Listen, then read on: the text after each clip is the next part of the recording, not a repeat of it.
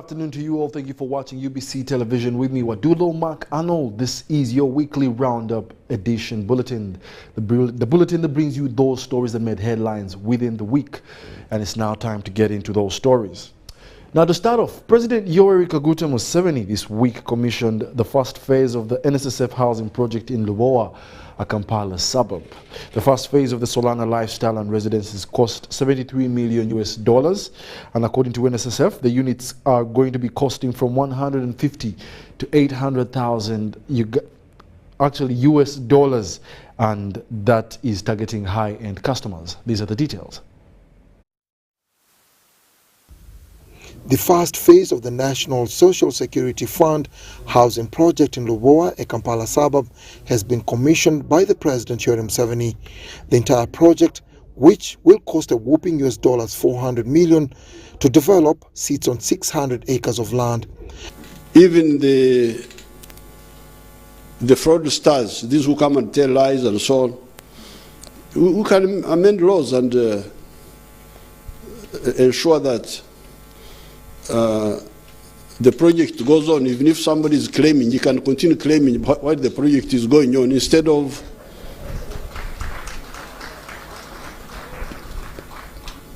because this issue of the bank, what they call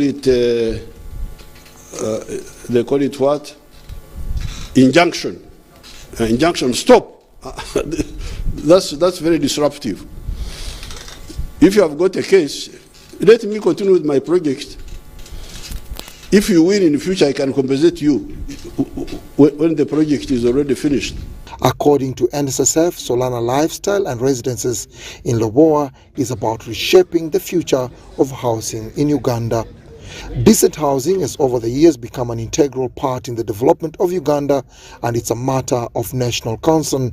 I believe that what we have here is the answer to all the problems that this country has ever had with regard to housing. Please pay attention to the screen that's near you, because there are some very interesting numbers. One of the things that today we see is that the population of Uganda, since 1986, the migration from the rural areas to the urban areas has been more than 10 times. This launch comes at a time when the city of Kampala and other secondary cities are grappling with the shortage of decent and affordable housing. Your Excellency, we've also learned one thing, and that is to be resourceful and to be ingenious as much as we can. All the adversities that we are confronting in development of these projects, we are confronting them through negotiation. We are confronting them through constructive dialogue. We are allowing each other to listen and also to be able to respect each other and solve these issues the best way we can. You know how NRM, Your Excellency, we solved challenges. We have solved much more intricate and difficult challenges. The challenges, Richard, you have mentioned, we shall also have a solution for them. Communal features of this real estate project include a clubhouse with a swimming pool, kids play area, specialized lounge, organized living, security and spacious parking, among others. The entire project of 250 housing units has a 10-year completion timeframe. Dennis Igoa and Juman Samba for UBC News. Now taking us over to England, the new king this weekend ascended to the throne in a traditional ceremony held at St. James's Palace in London, and a number of leading British political figures were in attendance for this event, along with members of the royal family. King Charles also declared the day of his late mother's funeral a public holiday in the UK, and the date has not been formally announced. However, it is expected to be around September 19th. The ceremony came after Charles became, at age 73, the oldest British monarch to become king, surpassing King William IV, who became king at 64 years old in 1830. Charles's wife, Camilla, is now the Queen Consort. Buckingham Palace confirmed. It is my most sorrowful duty to announce to you the death of my beloved mother, the Queen. I know how deeply you, the entire nation, and I think I may say the whole world, sympathize with me in the irreparable loss we've all suffered. It is the greatest consolation to me to know of the sympathy expressed by so many to my sister and brothers, and that such overwhelming affection and support should be extended to our whole family in our loss. To all of us as a family, as to this kingdom and the wider family of nations of which it is a part, my mother gave an example of lifelong love and of selfless service. My mother's reign was unequaled in its duration, its dedication, and its devotion. Even as we grieve, we give thanks for this most faithful life. I am deeply aware of this great inheritance and of the duties and heavy responsibilities of sovereignty which have now passed to me. In taking up these responsibilities, I shall strive to follow the inspiring example I have been set in upholding constitutional government and to seek the peace, harmony, and prosperity of the peoples of these islands and of the Commonwealth realms and territories throughout the world. In this purpose, I know that I shall be upheld by the affection and loyalty of the peoples whose sovereign I have been called upon to be, and that in the discharge of these duties, I will be guided by the counsel of their elected parliaments. In all this, I am profoundly encouraged by the constant support of my beloved wife. I take this opportunity to confirm my willingness and intention to continue the tradition of surrendering the hereditary revenues, including the Crown Estate, to my government for the benefit of all, in return for the sovereign grant, which supports my official duties as head of state and head of nation. And in carrying out the heavy task that has been laid upon me, and to which I now dedicate what remains to me of my life, I pray for the guidance and help of Almighty God. I now invite Your Majesty to subscribe both copies of the instrument, confirming the oath has been taken.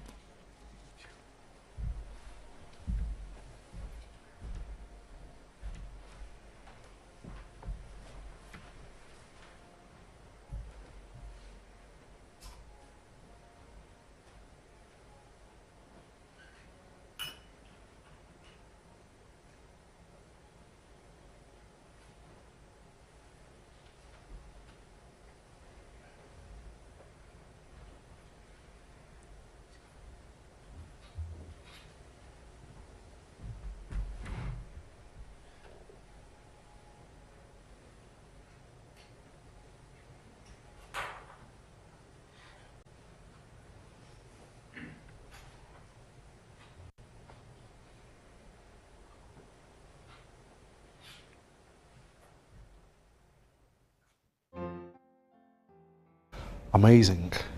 Now, Queen Elizabeth II, who died at the age of 96 this week, had in her life been to Uganda thrice, in 1952, 1954, and 2007, and her 70-year reign was remarkable and had an impact on the story to tell in the governance of Uganda. The fallen Queen addressed Parliament of Uganda in 2007 ahead of the CHOGM meeting, which happened in Kampala. These are the details. The discussion about the Commonwealth agenda cannot go unnoticed while referring to the historical background of governance in Uganda. 10th October, a day after the independence of Uganda, the Majesty's government donated the parliamentary building to the people of Uganda. The ceremony was officiated by the Dutch of Kent accompanied by the Duchess of Kent. The Commonwealth doctrine derives its strength on peace, democracy and governance, which are shared by the 54 countries. On her second visit to Uganda, the late Queen Elizabeth II visited Uganda Parliament in 2007 during a precast of Chogam which was held in Kampala. This ring-fenced tree at the Parliament Green Gardens, planted by the late Queen Elizabeth, is among the remarkable features to live with. As that tree grows and blossoms, even when the person who planted it will no longer be there, it will be a commemoration of her visit to Uganda, to the Parliament of Uganda, but also it will be reassuring about the historical umbilical linkage between us as a country, between our democracy, our parliament, and the democracy in the United Kingdom. Under the stewardship of former Vice President Edward Sikandi, the late Queen Elizabeth II addressed the 8th Parliament. This was also the time Uganda had adopted the multi-party system after a referendum in 2005. The late UK Queen commended Uganda for its efforts to extend a peacekeeping mission in Somalia, describing the move as a professionalism of Uganda's armed forces. Queen Elizabeth also noted the support Uganda government undertook to promote peace in northern Uganda. The Director Information and Publicity at NRM, Emmanuel Dombo, and the Minister for ICT and National Guidance, Dr. Chris Baryomosi, were part of the 8th Parliament at the time Queen Elizabeth visited Uganda and recount what transpired in Parliament. And it was an exciting moment, and we were very glad to receive her. I remember her as a very elegant and smartly dressed queen, and who was passionate about humanity. Queen Elizabeth is best known for presenting a short communication, but with a diversity of content worth attracting attention in the promotion of good governance. But also that elevates her office and dignity as a person. So, to us in the country, we are very privileged to host her when she came. The Commonwealth system prevails in the Parliament of Uganda despite being slightly different from the House of Commons. Our source of training materials and induction to members of Parliament is usually the House of Commons or related legislatures which have a similar system from which we could benchmark. Dr. Chris Baryomosi says Uganda needs to promote its own independent homegrown good governance practices and avoid being slaves to the colonial system. We should be able to pick lessons, practices over this period, and even if it means dismantling the Commonwealth and the colonial legacy systems, we should, and have our own way of looking at things. Baryomosi asserts that despite the achievements obtained through foreign policies, Uganda is mature enough to drive its own system. We should not continue being slaves of the Commonwealth system. We have matured enough as countries which were colonized, and therefore we should also be able to examine some of these systems which were left and where they are not appropriate or they are not practical. Queen Elizabeth's 70-year accomplished leadership of the United Kingdom is also a food for thought for cultural leaders in Africa. Has managed to balance between the two and succeed as a nation. It is something that we can look at and find out whether there are any things that we can learn from in order to be replicated. Although unlike Uganda, we don't have one superior or singular traditional institution that encompasses the entire country. The late Queen Elizabeth first had a stopover at Entebbe International Airport in 1952 and then returned shortly after 1954 for the inauguration of the Owen Falls Dam, and most recently in 2007 for the Commonwealth Heads of Government meeting that was held in Kampala. Daniel Mugoya, Dan Rugemwa, UBC News. Well, in other news, the Supreme Court of Kenya early this week upheld Kenya Kwanza Alliance's Dr. William Ruto's victory as the fifth duly elected President of the Republic of Kenya. Now, this follows the dismissal of the 5 petitions filed against Ruto by the petitioners led by Raila Odinga, challenging his victory as President-elect.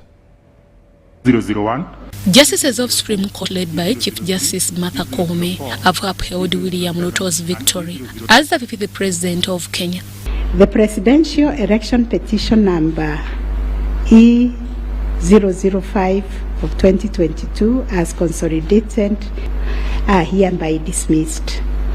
As a consequence, we declare the election of the first respondent as President-elect to be varied under Article 143 of the Constitution. The Apex Court highlighted 9 issues on which to determine the petition filed by Azimio la Umoja candidate Raila Odinga with other 6 petitioners in a consent judgment on issues 1 and 2 concerning the technology deployed by IEBC, whether it met the required standards and whether there was interference of Forms 33A during the time of uploading and transmission to the IEBC public portal.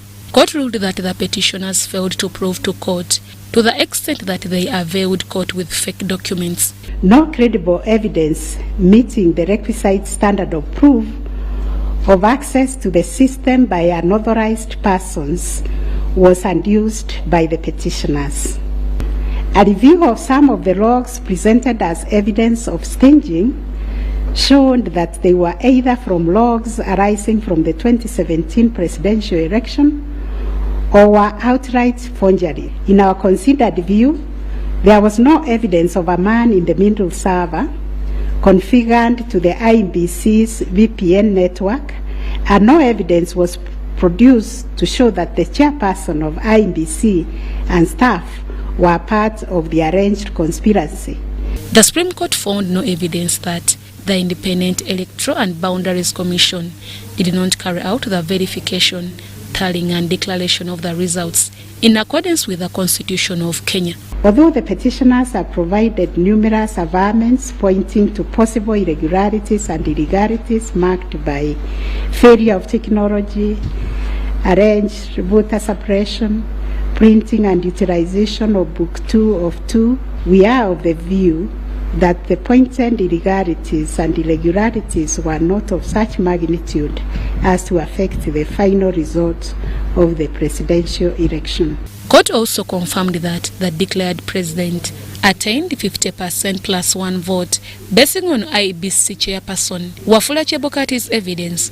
The chairperson of IEBC applied the formula in Article 138(4) of the Constitution, which is total votes cast less rejected votes divided by 2 must always give 50% plus 1 vote.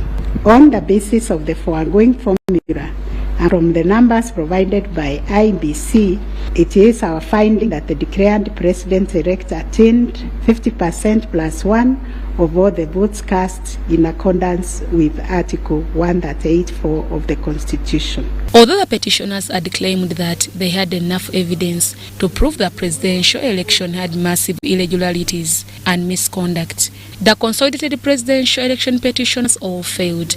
In this case, William Ruto, IEBC, the 2 commissioners, including the chairperson Wafula Chebukati, presented a team of 54 lawyers and 42 lawyers for Raila Odinga. Deborah Namamonde, UBC News. Congratulations to the President-elect William Ruto. Now, in other news, Speaker of Parliament here in Uganda and the Prime Minister met on Thursday for a consensus on the fate of the Nyege Nyege festival happening this weekend. This follows the public divergent views by the duo over the event, which most people have termed as morally compromising. Now, members of parliament wanted a position to reach a stop between the clash of the two officers. One of them is to harmonize with the arm of parliament to see that this event takes place with guidelines that will restrict those that are coming to celebrate in the event. A few hours after the Prime Minister made this statement, the matter of Nyege Nyege Festival found its way on the floor of Parliament on the second day. Government needs to operate as one. We have the Prime Minister as a leader of government business. We have the institution of Parliament that represents the people of Uganda. I would understand if the Prime Minister came here and said this is our position as government in Parliament, rather than addressing a press conference and say, ignore what Parliament has done. That the House makes a position, the Prime Minister is represented, then the Prime Minister later on goes to address the press. The MPs were concerned that the two institutions of government were clashing over a festival deemed immoral. You recently returned from Rome, where you got the blessings. And it's my belief that yesterday when you made that, it was inspiration from what you got from the Holy Father. The Nyege Nyege activities, they are going on normally, people are organizing, everything is going on as if there was no any directive by this house. You spoke yesterday, you guided as a mother and protected as our leader in Parliament. There is no confusion in Parliament. If there is confusion the other side, for us in Parliament, we are at peace. An explanation from ministers was not enough to calm the temperatures from legislators. The Prime Minister, Right Honorable Robin Anabanja, was advised by many of us who are in this house, including myself, that let's have a discussion about this issue. We met in the corridor, and I can't say we had a meeting. It is very unfortunate that when we got to your office with no appointment because of the urgency, we were informed that you would be coming, and that's why we also behaved unprofessionally today and waylaid you on the way as you are entering the chambers. It was then agreed that a meeting between the two officers of government is held on Thursday to reach a common position. There is no need for Parliament to appear to be in conflict with the executive because we are serving the same people. So I want to beg the House that we wait for the meeting between the executive and the office of the Speaker, and thereafter we shall inform the nation. What your statements that you're saying that we've given them a go-ahead and that kind of thing, until we conclude and agree on a position as government. Which position will be reached is a question that will be answered on Thursday afternoon. Henry Okurut, UBC. But while at the East African Legislative Assembly they do not get a pension. Yes, 15 people also died this week in Rukochi Sub-County, Kasese District, following a mudslide that occurred with a runoff that passed through several houses after 3 hours of non-stop rainfall. In Kasaka Trading Center, among the deceased are 4 male, 11 female, of which 6 are juveniles, and all these were from the 5 various households.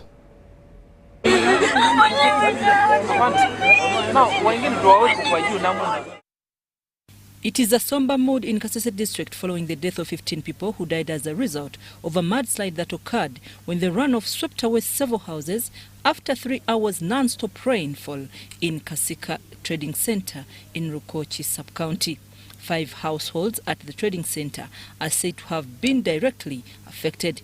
Police in Rwenzori East urged locals to vacate the place until further notice.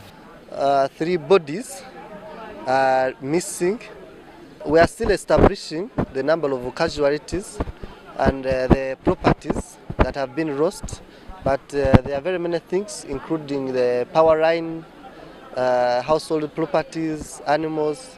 The LC3 chairperson, Rukoki Sub-County, Mohindo Emi, said about 100 homesteads have lost property and over 350 people displaced in the area. And 7 are in the hospital and 3 are still missing.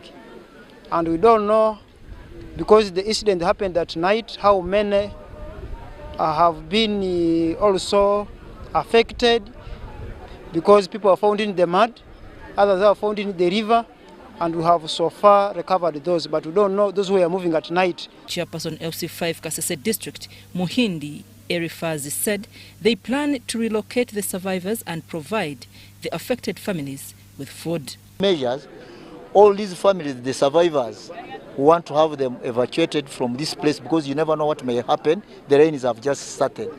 For those who have relatives around where we think it is safe, they will join them. Those who may not have relatives, we are going to locate one of the places that is safer to have them settled there. And the survivors, as for today, they don't have where to put their head, where to sleep. They don't have food. We have already informed our district disaster committee. They are now looking around to see if they can get what at least they can get as food ration for today. The search for more bodies continues, and reports indicate that more people are still missing. After burial and resettling, we are going to intensify on sensitizing our masses, especially those who are in areas which are prone, even when they have not had the problem, to leave those places for the time being. We have fields of gardens which are across rivers. We are saying if they are to go there, they must take a long route, not to risk to cross rivers which are flooded, because they may end up being swept away by the running water. The District Commissioner Kasese Joe Walusimbi said the public needs to regularly be sensitized about the climate change patterns. Nabatano abafudde basatu bakyabuze ane tufunye ekyuma tugenda geza ko tusimule era n'abantu bagenda kuddamu bagoberereyo wansi amazzi gye gagenze kusanga bayinza ogifuna. By 4 p.m., some families who had recognized their loved ones had started taking them for burial. I'm Nafka Farida, Antali Moses.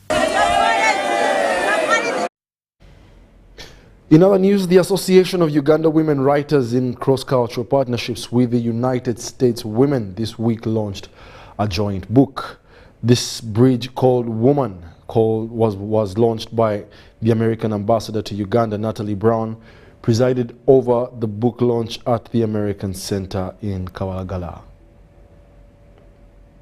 Writing in Uganda and Africa was once a male-dominated sector, with prominent authors like Chinua Achebe, Ngugi wa Thiong'o, Okoti Bitek as the lead authors. However, the trend is changing, with more Ugandan women increasingly appreciating book writing, storytelling ranging from social injustices, gender inequalities, and negative cultural practices. The Uganda Association of Women Writers, in a cross-cultural exchange with the United States of America Women Writers, have come up with a joint book publication titled This Bridge Called Woman. The American ambassador to Uganda, Natalie Brown, presided over the book launch held at the American Center, Kabalagala. Everyone, that's all, I guess I'll hold it. Right, so the book is officially launched.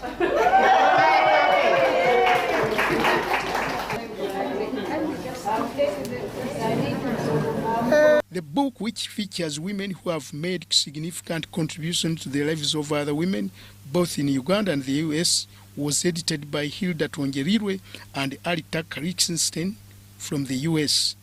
Kabale University Vice Chancellor Professor Joy Kwesiga and Professor Sister Dominic Adipe of Makerere University Literature Department commended the initiative and encouraged more women to come up with more publications. I'm happy that these days women have come up and written. We have many who have won prizes. From Yendo, we have writers like Doreen Bengana, we have writers like Mary Carolo, we have writers who are actually winning prizes like Makumbi. Have you read her book? A very good book. about Uganda culture.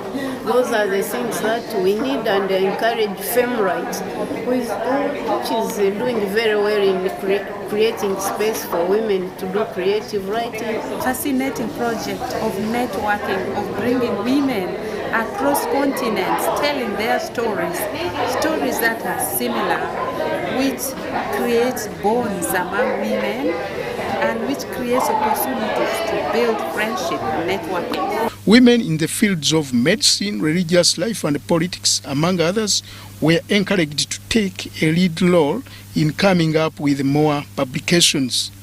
Edward Kolinjuko for UBC, Kampala. In other news, the Vice-Chancellor at Kampala International University, Professor Mohamed Mpeza-Mihigo, this week said that youth should be helped to understand their role in development. This was during the annual University Students' Conference held at the university. Now, this conference was also organized by Helping Hands for Relief and Development in conjunction with Kampala International University and was running under the theme Prosperity Through Innovation and Mental Well-Being. University students across the country have been asked to be mindful of their lives and avoid doing wrong acts which can lead them into danger. The Vice-Chancellor Kampala International University, Professor Mohamed Mpeza-Mihigo, was speaking at the annual University Students' Conference held at the university main campus in Kansanga. And so, if we do not deal with the mental well-being issues, what others call mental health, then we are due to doom, because youth are the future generation. They are the seedlings for our future forest, if I may use that terminology, just to graphically present it. And so a number of topics are going to be discussed and have been handled. The role of youth, for example, what they need to do, what are the kinds of challenges of the 21st century. Let's make good use of our time. This is very important, because when you have free time, you can become very productive before you become too busy when you no longer have time. Number two, we should mind about the lives. Our lives are young people. Do not become reckless about your life. Avoid all habits that can lead you into trouble.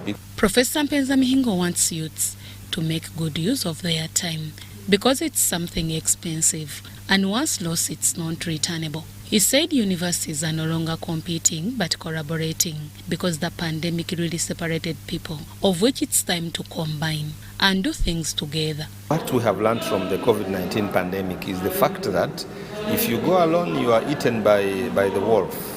You can't stand alone. In the past, we used to so much compete. An institution, a university, hides the cards around the chest, and you are not transparent enough. I think now we just need to harness the strength from one another and combine and do things together. For example, this conference, we are telling our students, you might be in another university, but at KIU there are other opportunities you may get. If you are doing an undergraduate program, you can come here and do a postgraduate program. There is no reason why, as KIU, we should feel bad that you are in another university. The Chairman Board of Directors, Professor Mohamed Karama, explained that youths are still facing a number of challenges, hence the need to address them. So the conference today is we are looking at the youth in terms of mental health, in terms of managing their lives in a better way so that we can prepare them for their future. And that's the purpose of this conference today. One of the challenges is that youth from education and some of the university education programs are very much based on theoretical understanding.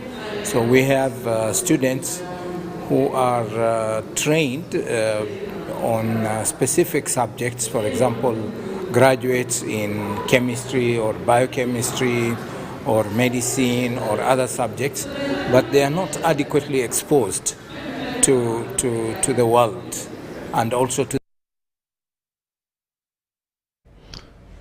In another development, the Forum for African Women Educationists Uganda this week celebrated 130 of its beneficiaries that graduated from different institutions upon completion of studies. The graduates pledged to support their communities through different projects as a way of bringing positive change to their areas, which they say face many challenges. Over 130 graduates that have been supported by Forum for African Women Educationalists, Uganda, have vowed to give back to their communities through projects like skilling to impact change as a sign of appreciation to FAWE for their education support. I have managed to construct with the NIFA initiative 5 spring wells for my community to benefit from me. If I can open up an organization, maybe offering a scholarship, supporting education, sanitary towels to the youth, the young youth who are females. By helping them, teach them how they can avoid getting pregnant when they're still young, and at the same time, help them gain some skills that can enable them live a life. The graduates have been asked to maintain professionalism as they enter into the world of work. The immediate thing is to look for how to create one, how to find one, how to innovate, how to be creative, and you make yourself a boss, and that is what it should be. But more important, I want to say, please adhere to the professional ethics of your profession, whichever profession it is that you have. The Education Programs Coordinator for Uganda says that despite the various challenges, they strive to ensure that the vulnerable children attain education.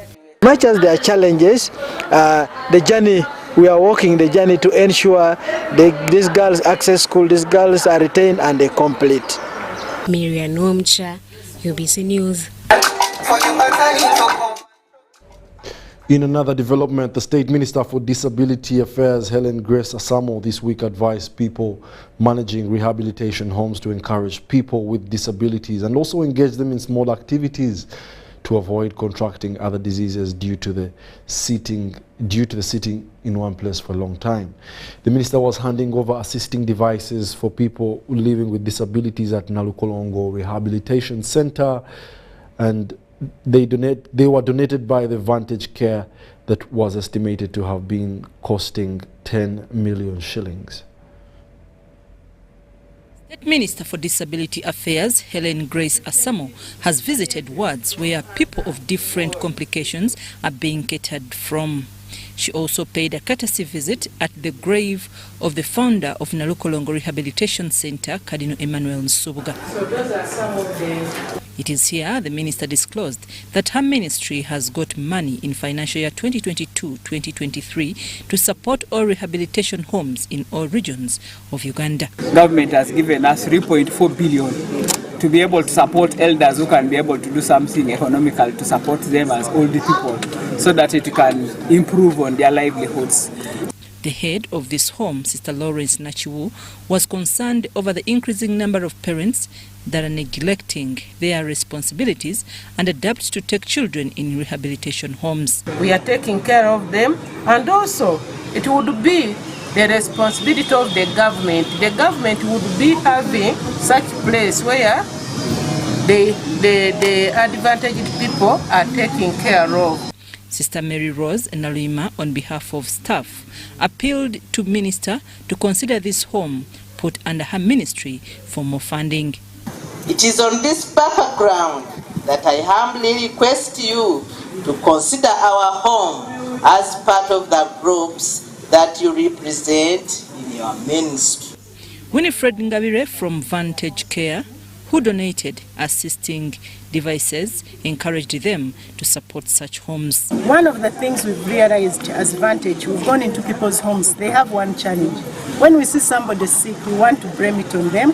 We want to challenge everything on them. We are like, the way Minister said, you take food, you put it down. But that person is like you. They want that touch. They want you to be there and tell them it's okay. At least eat something. But the more we ignore them, they end up with depression. Government eyige erabe tinno abantu bafeta go buyambi kubanga ina sente nyingi. Bano abane jaso obugali busatu na butano. Government sogo obugali 10 ne buyamba ka abantu bano. After the minister handed over wheelchairs, white canes and other devices estimated to cost 10 million Ugandan shillings. I'm Nafka Farida and Andrew Sebida. Still from this week, Uganda Wildlife Authority urged the public to protect and represent wild species since they play a vital role in the society.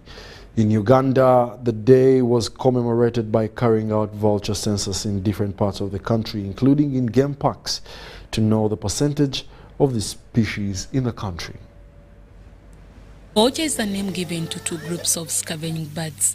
Vultures are commonly found in abattoir places, wetlands, and garbage dumping areas, among others. The most common vulture in Uganda include white-backed vulture and other species such as hooded vultures, lappet-faced vulture, white-headed vulture, and permanent vultures, among others. In early 70s, Uganda had over 500 vultures. However, due to human behavior towards these species, there are approximately 400 vultures left.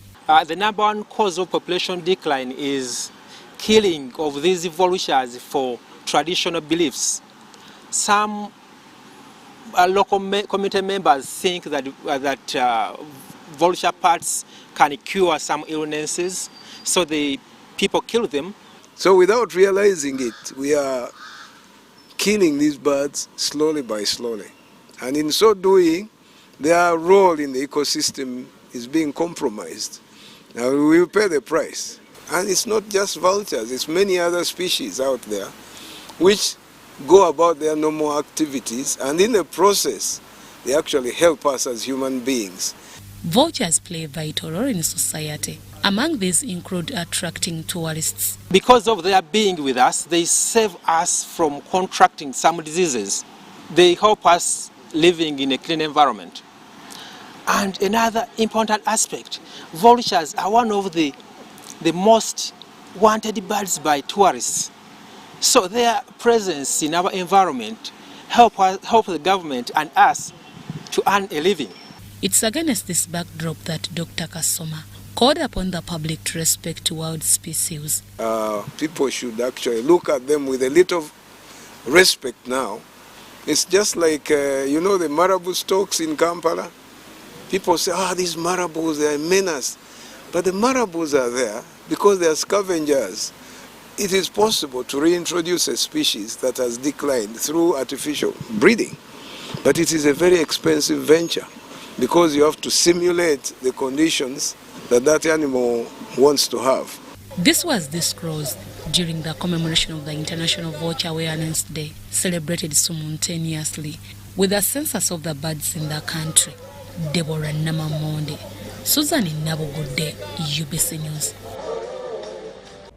Well, thank you very much, Deborah. We'll now take a short commercial break and we'll be back with more Weekend Roundup Edition news. Vimba ni MTN Kabode Super as you pay mpola for this smartphone. Make calls, update your WhatsApp status, watch YouTube, and Google anything under the sun with 2 GB worth of data every month for 7 months. Simply make a small deposit of 99k and pay the balance mpola. You can pay in daily, weekly, or even monthly installments while you enjoy your new phone. So what are you doing today? Visit any MTN shop near you and get the MTN Kabode Super easy.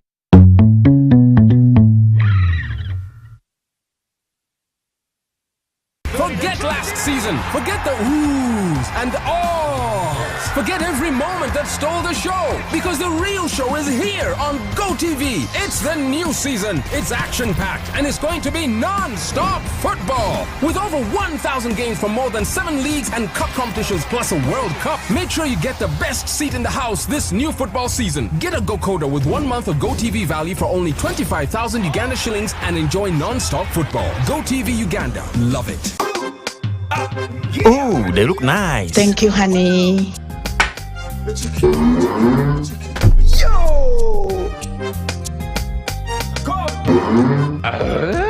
Yo!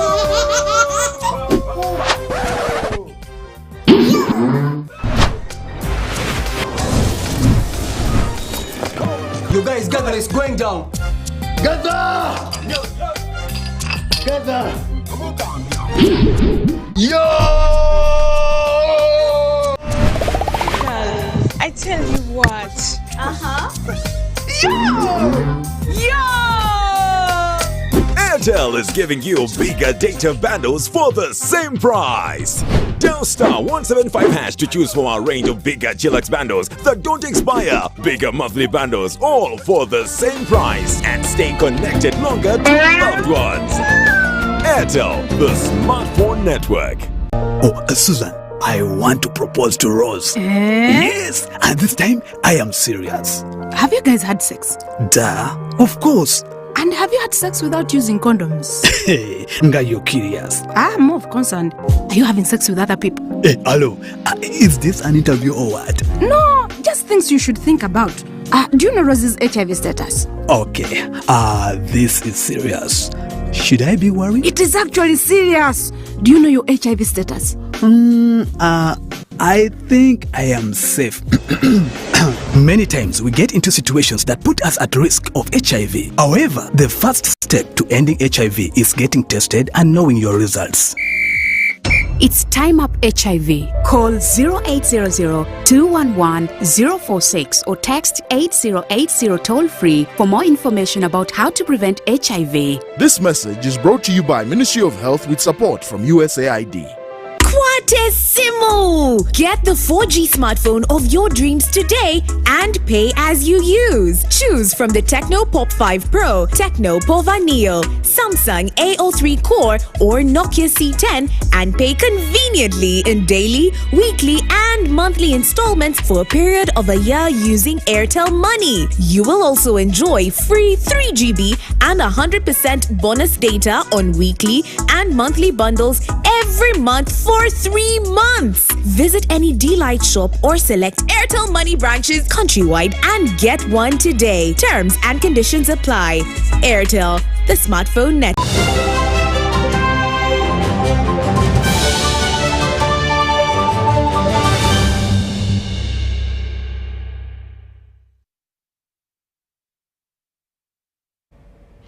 Welcome back. You're still watching the Lunchtime News, the weekly roundup edition here on UBC TV. We now take you into the world of business.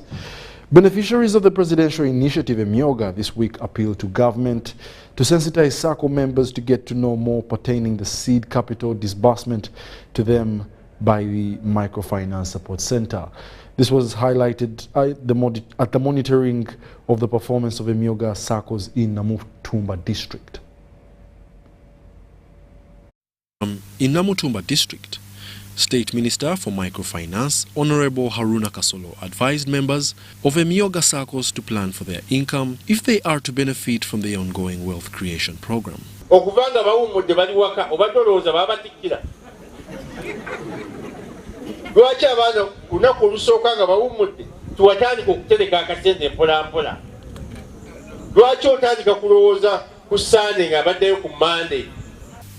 Most beneficiaries of different SACCOs have acknowledged the impact of Emyoga on their households. However, some believe with more sensitization and skilling from government, they will perform better.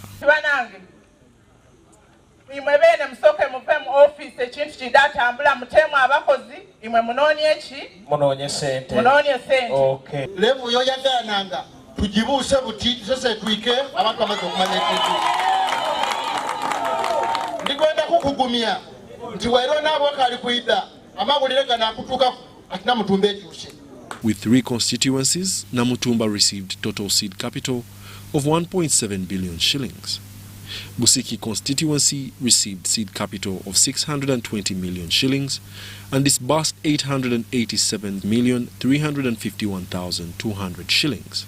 Loan recoveries were worth 196,345,700 shillings and accumulated savings worth 226,178,300 shillings.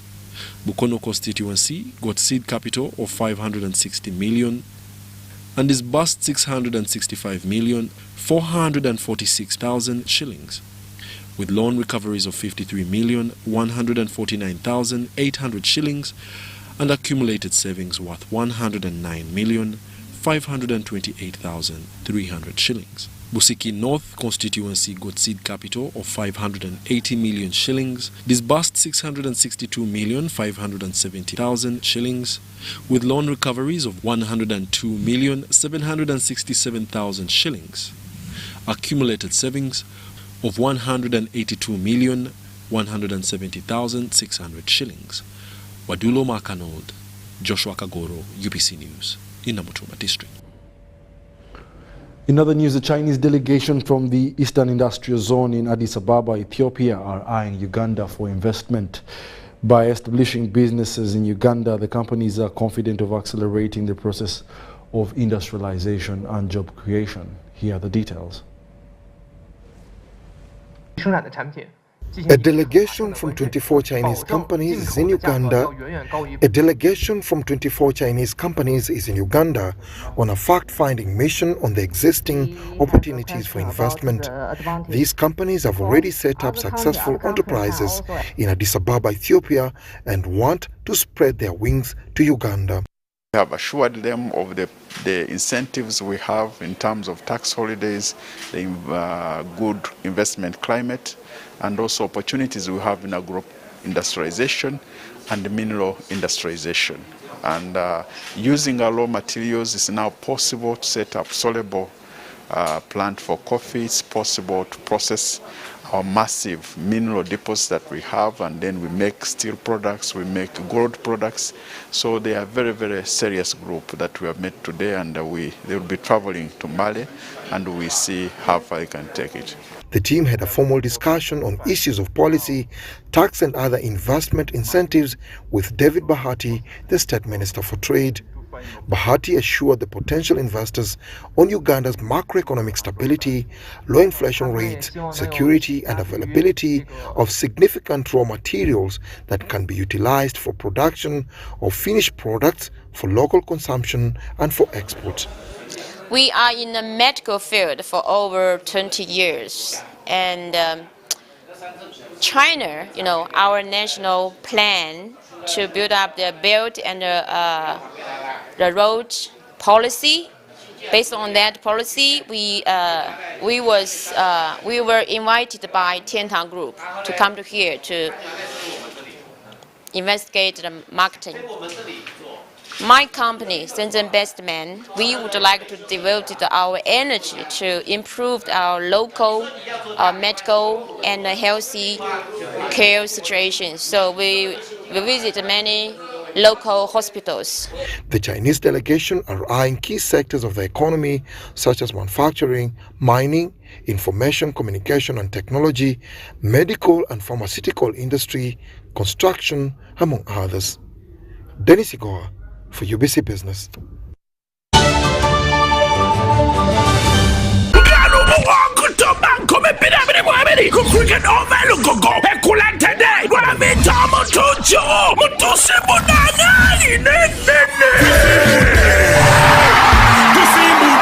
October Bidel Musaba Gardens Mukono, October Mukaga Millennium Gardens Saziwaya, October Munanaji Montelembara, 10 October, 40 Poto Muchisawe, Abidim Bi October, Bale Sports Center, Mutwalo Kumo, Yebem Twale Santo, a meza million more, Wabla Batwalo Kumo, Amanda Gula tickets of Akosa M10 Momo, Banjagusa Sunan Comitano, Bidamina Romo Center, Hiva Motors, Galaxy FM, Radio 4, Kagwina War, TN.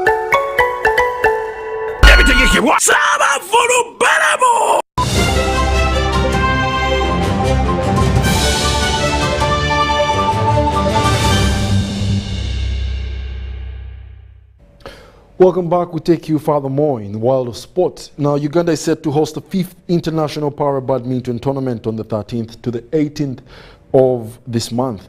At least 60 athletes from 19 countries that include Great Britain, USA, Canada, Nigeria, South Africa, among others, are to start jetting into the country on Wednesday for the games. Uganda has more than 50 active athletes for these games and have been vigorously trained at the MTN Arena Lugogo. Bank of Baroda has committed to sponsor the tournament to a tune of 5 million shillings.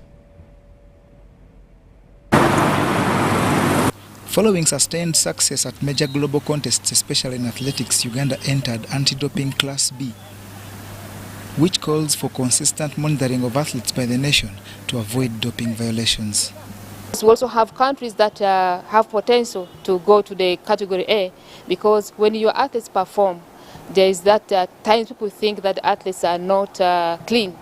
So that's why it's very important that people educate our athletes. They know what their rights are, they have information on this, and of course the people who work with them, the coaches who work with them. There's at times an athlete is caught on the wrong foot because he doesn't know. But the doping subject is still a virgin area to many. That have been helped now by hosting of an African Regional Anti-Doping Organization training of trainers seminar at the Sheraton Hotel in Kampala.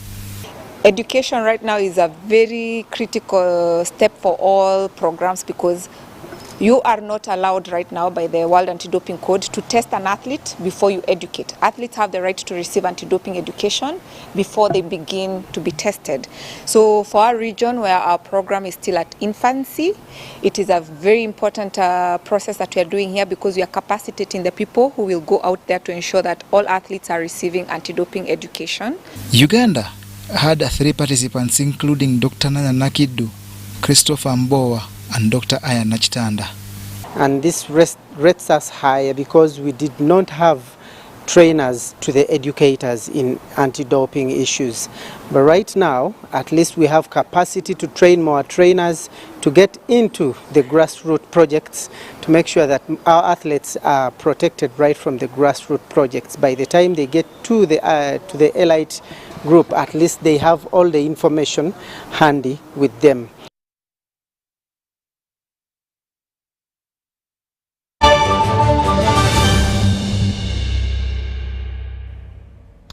And that brings us to the end of our weekly roundup edition. Thank you for being a lovely audience. My name is Wadulo Mark Arnold. Stay tuned for more news in our subsequent bulletins. Have yourselves a lovely one.